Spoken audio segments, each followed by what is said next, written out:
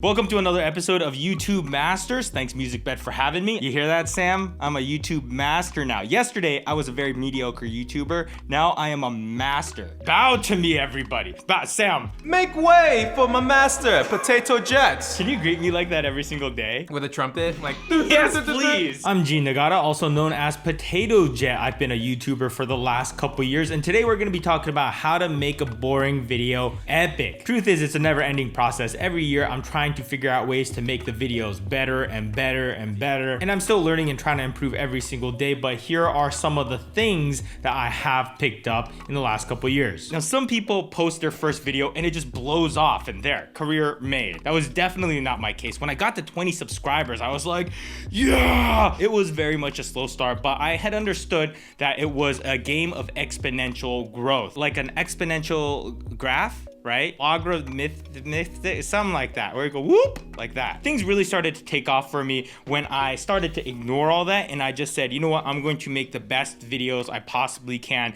and forget all that other stuff. Make good videos consistently. You can't just make videos consistently. It does not work. You can't just make a good video. That does not work. To make good videos consistently. If you could do that, you'll be good. It sounds so easy when you say it. Now, I admit I had a really big advantage on becoming successful on YouTube, and it's not because I knew how to hack an algorithm or because I knew somebody at YouTube that would promote my videos or anything like that. It's because I had a production company for over 10 years creating videos, but it's not the technical information that helped me, right? The skill that really came into play was being able to make boring stuff a lot more interesting. Because when I say that I have a production company, I don't mean I was doing some glamorous Hollywood movies. I mean, I was working for companies and clients that needed to produce videos. Sometimes they were really interesting projects, but sometimes they were really lame. It was all about branding, right? So if a company that makes gloves was like, hey, make a video for us, we would think of all the different ways we can make that happen. Put it on a mechanic that's working on a really cool project. How about putting on a hero that's building shelters for a good cause? You know what I mean? Like, it's all about making these cool. I remember I had a professor at CSUN that would always be like, it needs to be sexier. I 100% agree with that. You have to add in the spice. Like this right here, I recorded so many videos in this spot with this one single camera angle, and I was getting so sick of my own videos. I never want my videos to get stagnant. So how do I make it more interesting? So then that's when I was like, Sam, can you get a second angle? Whoa, more interesting stuff. Add some music. So this camera angle definitely added a little bit more spice to the videos, but then Sam would just be behind the camera. So then we set up the Sam cam right here. So the video you're watching now, it's simple, but it's evolved over time. And I'm constantly trying to add spice or sexiness to the videos. I'm the potato and Sam's the stuff that you put on potatoes. Like what? Bacon, cheese, onions. Wait, I didn't, probably not, no onions. As soon as I start getting bored of my videos, you start getting bored of the videos. So the journey to make these videos better is a never-ending process. Here's one of the toughest things about any sort of artistic craft, right? Is that it is very difficult to judge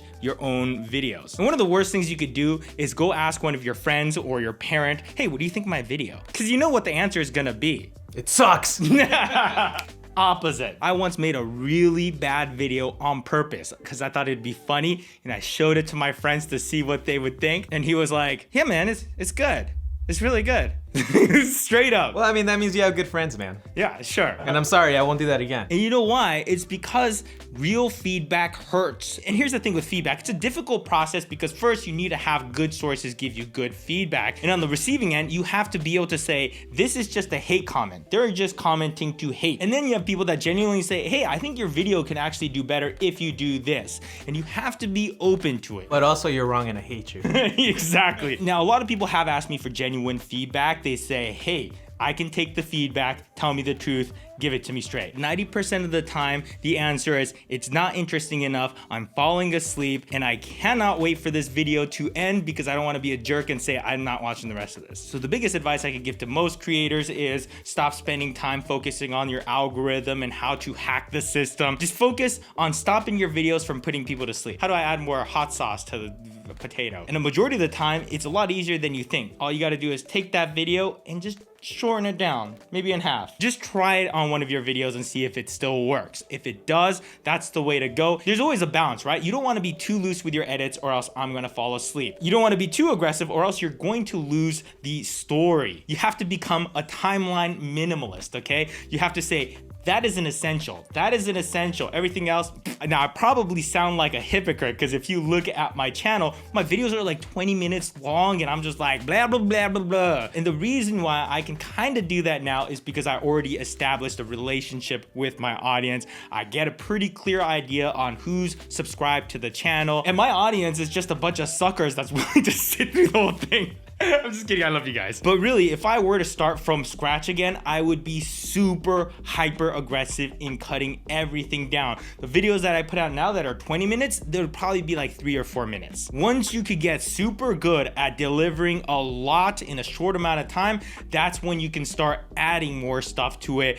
and you can experiment with what I call fluff. When you start off, I don't think you should have any fluff in your videos. But as you start growing your brand and your channel and your image, you can start saying, hey, what do you guys think about this fluff? And if people react very positively to it, then you could add more of that. And then how about this fluff? And they go, no, don't want to see that anymore. And this is something that really takes time to cultivate because you really have to understand what people are open to and what people don't want to see before you just slap a bunch of fluff onto it. It's fluff, but it's strategic. Now, everyone's methods are going to be different. I have friends that are very efficient with their footage. They know exactly what they're going to say going into it. They cut it up and it's perfect. I have no ability to do that because my brain just, and if you tell me to say something, I cannot recite a line. You guys should see the dumpster fire of clips that he gives me.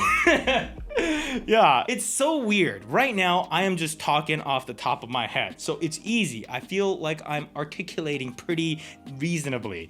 But if you were to say, hey, say this line, I'll be like, So what works for others didn't work for me, but this works for me. So this is my workflow. When I'm usually in the studio, I usually have a list of bullet points that I need to talk over, but I don't overwrite it or else I'm just gonna get too much in my head. But I try to make sure I at least have some thoughts in place or else I will just ramble. Now, I also have a vlog channel, which is even more just out of control than this. I just start recording in the morning and I just kind of try to document what goes on throughout the day. And the thing is, I don't know what I'm gonna use and what I don't. I just record a bunch and usually halfway through the day or later on in the day is when I go, oh, okay, this is what this video is going to be about. And at that point, half the footage gets deleted before I even look at it. And remember, make good videos often. Is that what I said?